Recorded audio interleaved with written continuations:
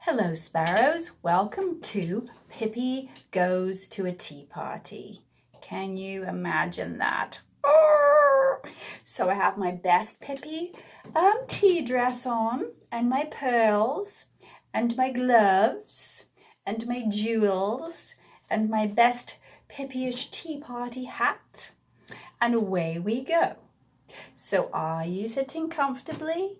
Are you in your comfy spot? Let's pour some tea. So I have some real tea here. Let me use my gloved hand. Here we are. So let's call this tea, tea party tea. And what do we think is in tea party tea? Let's have some fine white linens, some doilies, some freshly iced buns, some very fine manners, and some little silver teaspoon stirs. How about that? Okay, tea party tea, a thimbleful for you. Oh, I don't know if I can do this. Let's see. Oh, I've actually pretended. Okay, you can tell I don't go to many tea parties. So this is very special spilled tea party tea. One for you. Let's put that here. Cheers. Tea party tea for you. Oh, and I'm going to try some that's better. Just needed a bigger cup. Ooh. Some tea party tea for me. And cheers.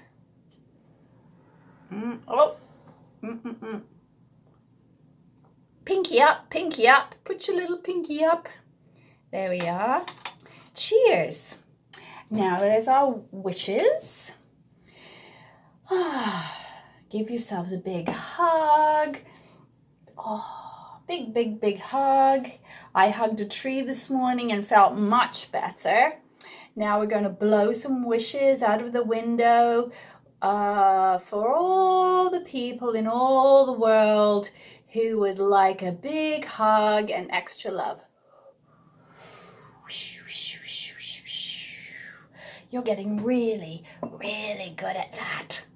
And I thought we'd bring Laser Duck and our magnet friend. They're going to be at the party over here together. And we are ready to begin. Welcome, welcome. Best Pippi attire areas. Pippi. There we are. You see, there we are. Pippi. For you in our magic mirror. Okay. Away we go. I may have to lose the gloves because we have discovered that reading with gloves on is challenging. Okay, here we are. So after I can do it. After Pippi's performance, can you say Pippi's performance? Pippi's performance. Who knew that was challenging to say? Not me. So after Pippi's performance at the circus, there was not a single person in town who didn't know who Pippi was. You can imagine she was quite famous by then. So when Tommy and Annika's mother decided to have a tea party, she knew all about Pippi. So she said, after all the tea had been laid out and all of the cakes had been baked, she said to Tommy and Annika, "Thank you for helping me do such a fine job creating this tea party. Do pop over and see if Pippi would join us." And Tommy and Annika were overjoyed and they rushed over to Pippi's house to ask her to come to the tea party that very afternoon. And when they got to Pippi's garden, there she was, watering her flowers with a rusty old watering can. And it was pouring rain. And there she is, watering the flowers with a rusty old watering can. And Tommy said, Pippi, why are you watering the flowers in the rain? And Pippi said, everybody says that, but I have been awake most of the night, looking forward to watering my garden with my rusty old watering can, and I got to thinking, I think it's going to be jolly fun to get up and water in the rain. I'm not going to let a little bit of rain stop me from watering my garden when I want to, don't you know? And then Annika said from underneath the umbrella, okay, Pippi, but when you finished watering your garden in the rain, would you like to come over for a tea party? Mother would love it if you could come. Me? At a tea party? Said Pippi. I'm so excited. And she was so excited that she watered Tommy's shoes by accident with the watering can. Oh, but what will happen? Oh, I'm so nervous. Oh, what if I can't behave myself? Said Pippi. Oh, said Annika, you can behave yourself, Pippi. You know how to behave at a tea party if you choose to. Well, don't be too certain about that, said Pippi. You can be sure I will try to behave, but have you noticed several times that people think that I cannot behave? I will try as hard as I can. For you see, at sea, in the ship, we did not have to behave at all. But because this is a special tea party, I will try my best. So Annika said, oh, jolly good, Pippi. Could you please come over at 3 o'clock this afternoon? So, at 3 o'clock, a very stylish young lady walked up the steps of Tommy and Annika's house. And you know it was Pippi Longstocking. And for this special occasion, she had unbraided her pigtails. Not like me. She unbraided her pigtails so her red hair hung all around her like a wild lion's mane. She had, with a red crayon, painted her mouth fiery red. Do you remember when I painted my mouth to be a clown last time? Pippi did that with the crayon for lipstick. And she had blackened her eyebrows, so with a black crayon, so she looked almost dangerous. And with the crayon, she had also painted her fingernails, and she had put big green flowers on her shoes. Oh dear. And she said, I should imagine I will be the most stylish person at the party. As she rang the bell, bing, bong.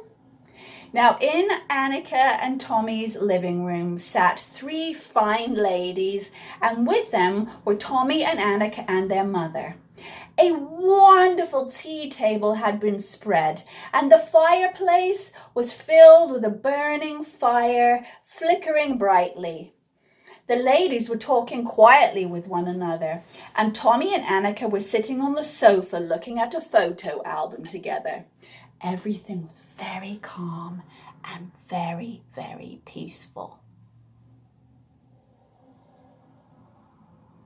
Suddenly, the peace was shattered. Attention! A piercing cry came from the hall, and the next minute, Pippi Longstocking stood in the doorway. She had cried out so loudly and so unexpectedly that the ladies had jumped in their seats. Forward march, came the next command. And Pippi, with measured steps, walked up to Annika and Tommy's mum. Halt! She stopped. Arms forward, 1, 2, she cried, and with both hands gripped Tommy and Annika's mother's hand and shook it very heartily. Knees bent, she shrieked, and curtsied prettily. Then she smiled at Tommy and Annika's mum and said in her ordinary voice, "You see, I am really very shy. So if I didn't give myself some commands, I would just stand in the hall and not dare to come in." Then she rushed up to the other ladies and kissed them on the cheek. "Charming, charming, charming, upon my honour," said she, for she had once heard a stylish gentleman say that to a lady. Then she sat down in the best chair she could find. Tommy and Annika's mum had intended the children to have their party up in Tommy and Annika's room, but Pippi stayed calmly in her chair, slapped herself on the knee, and looked at the tea table and said, "This certainly does look very good. When do we begin?" And Tommy and Annika's mother said to all of the guests, "Please come and have some coffee," she said to all the ladies. And Pippi jumped up and said, "First, me first, me first, me. And she was up in the table in 2 skips. She heaped as many cakes as she could onto a plate. Here's her plate. She threw 5 lumps of sugar into a coffee cup,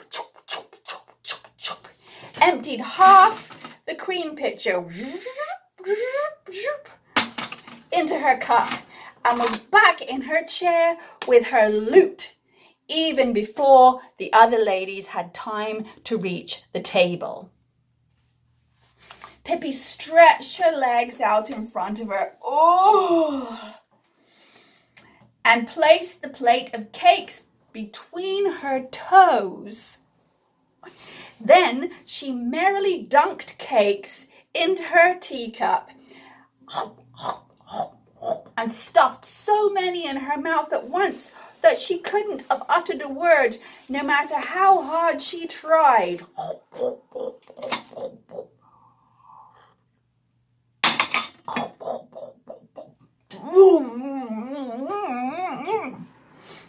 And in a twinkling of an eye, she had finished all the cakes on the plate. She got up, struck the plate as if it were a tambourine, and went up to the table to see if there were any more cakes left. Lovely. Any more cakes, any more cakes, any more cakes. The ladies were all astonished. Quite often we see people look at Pippi like that, don't we? But they didn't bother her. They just chatted quietly, tiptoed around, quietly drinking their tea, delicately eating their cakes. And then Pippi said, "Well, it certainly was nice of you to invite me. I've never been to a tea party before." Now, on the table stood a large cream pie, and decorated in the center was a piece of red candy. Pippi stood with her hands behind her back and looked at it.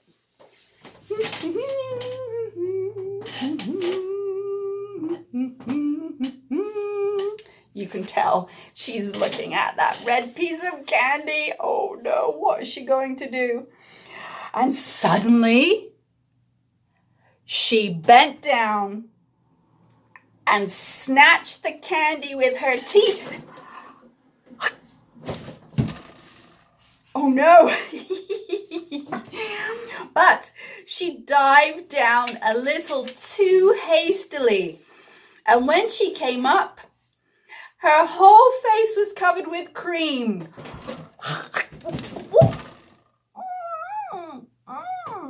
Oh no! And she laughed. Goody! Laughed Pippi. I can't see a thing. So she stuck out her tongue and licked away the cream. This was indeed... Oh, I'm losing my backdrop. Excuse me. Losing my backdrop. Okay, everything's fine. We're still at the tea party. Oh dear. Where was I? Oh, there she is, covered with cream. She licked all the cream off and she said, oh, that was indeed a dreadful accident. The pie will be all ruined now anyway. So I may as well eat it all up at once myself. And she dug into it with a pie server. And in a few minutes, the whole cake was gone. Whew. And she sat back and she patted her tummy contentedly. Oh, what a good pie. Thank you so much. So the whole pie was gone, and Tommy and Annika's mum, who had gone out into the kitchen to get more tea, came back and saw that the pie was gone, but thought the ladies had all eaten it. So she was actually quite pleased. And then she said, excuse me, I just would like to say that actually it was me. I ate all the pie because there was a piece of red candy and I got cream on my face and I couldn't help myself. I stuck my face in the pie.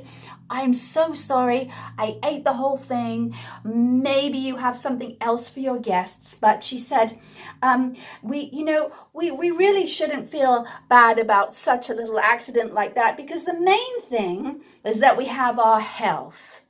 And at a tea party, we should just all have fun, she said, because she could see that all the ladies were getting a little bit grumpy. So she said, here's something we learned to do on the ship. I think she's going to tell a tall tale, don't you? She picked up a sugar bowl and she tipped all of the lumps of sugar out onto the floor. Oh my goodness, she said, look what I've done. I've started us playing the sugar game. But I thought this was granulated sugar, not sugar lumps. Oh dear, how could I have made such a mistake?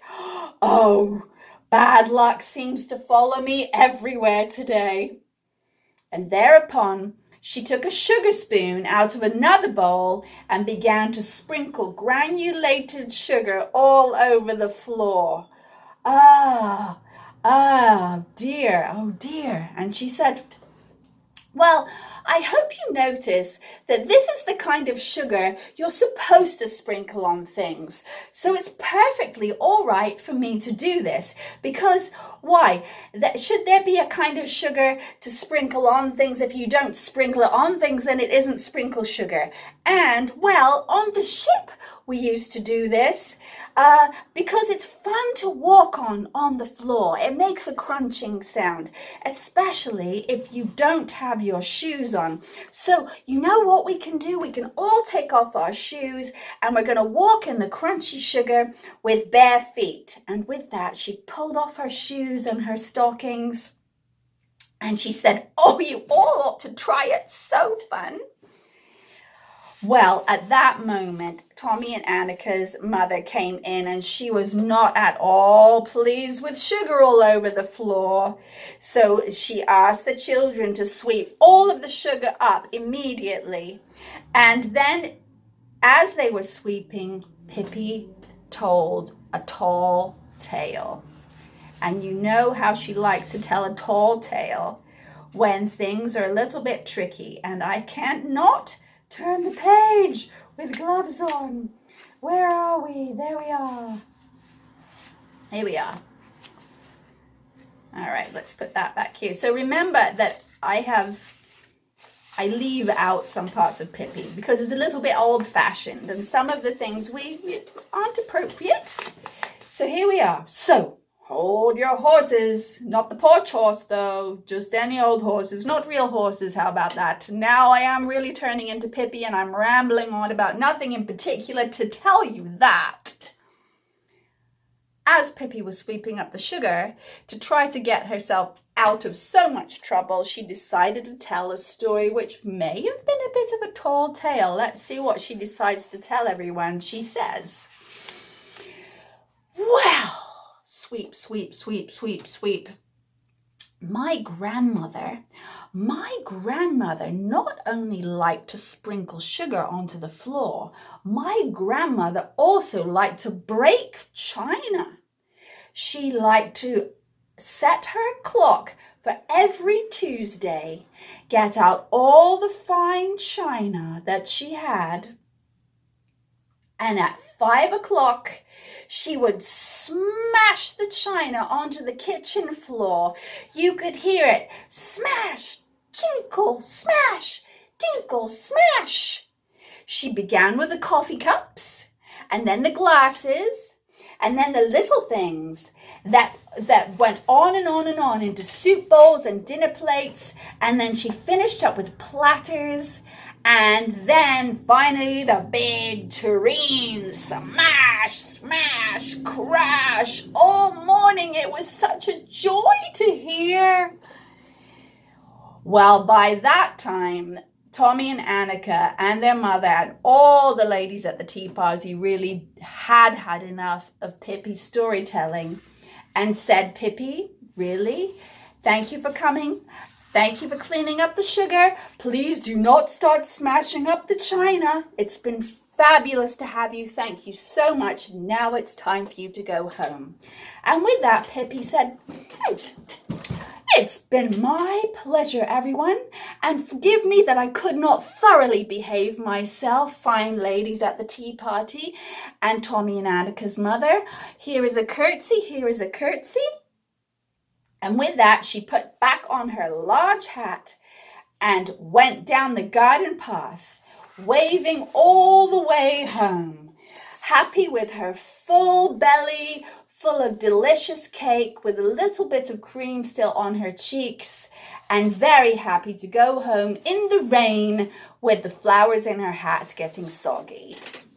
And thank you for flying in for the tea party. Can we do this? And I look forward to seeing you next time. Big, big hugs. Bye, bye, bye, bye.